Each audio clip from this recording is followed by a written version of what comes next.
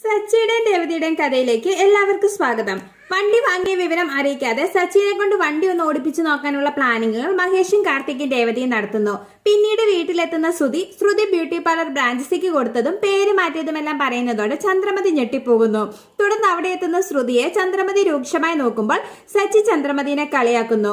തുടർന്ന് നീ പേര് മാറ്റിയതിൽ എനിക്ക് ഒരു വിഷമവുമില്ലെന്നും നിന്റെ ബിസിനസ് വളരുന്നത് എനിക്ക് സന്തോഷമുള്ള കാര്യമാണെന്നും ചന്ദ്രമതി പറയുന്നതോടെ ശ്രുതിക്ക് സമാധാനമാകുന്നു.